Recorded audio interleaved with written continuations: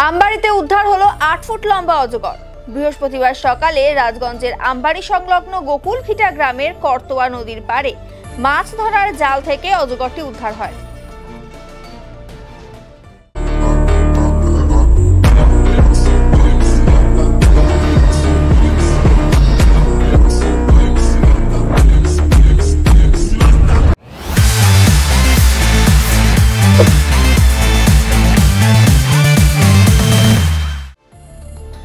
এদিন করতোয়া নদীতে একটি মাছ ধরার জালে অজগরটি দেখতে পান স্থানীয়রা।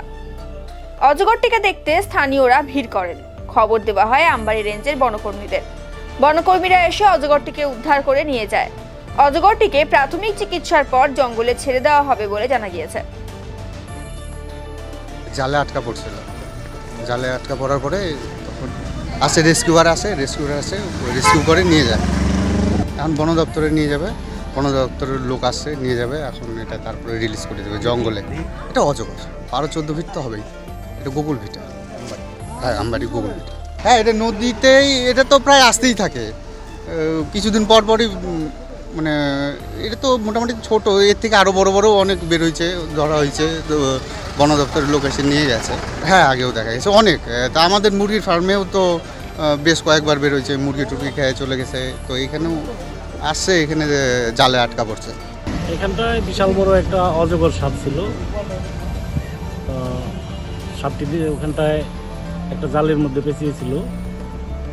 কিছু বাচ্চা কাচ্চা নদীতে স্নান করতে গেলে সেই সাপটিকে দেখে বাচ্চা কাচ্চা দৌড়িয়ে পালিয়ে যায়। আমাদেরকে খবর দেয়, তাই আমরা এখানটায় আসি। আসার পরে আমাদের ডিপার্টমেন্টে ফোন করা হয়েছিল, ডিপার্টমেন্ট থেকে লোকও আসছে। আইসা ইতিমধ্যে সাপটিকে উদ্ধার করে ওনারা নিয়ে যাচ্ছে।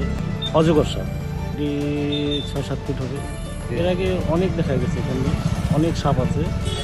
এই অজগর সাপ নদী শুকায় গেলে এখানে চরের মধ্যে দিয়ে হাঁস মুরগি ছাগলের বাচ্চা এগুলো পেলে এরা খেয়ে নিচ্ছে। এনারা বেশ কয়েকটা এখান থেকে আরও ধরে নিয়ে গেছে।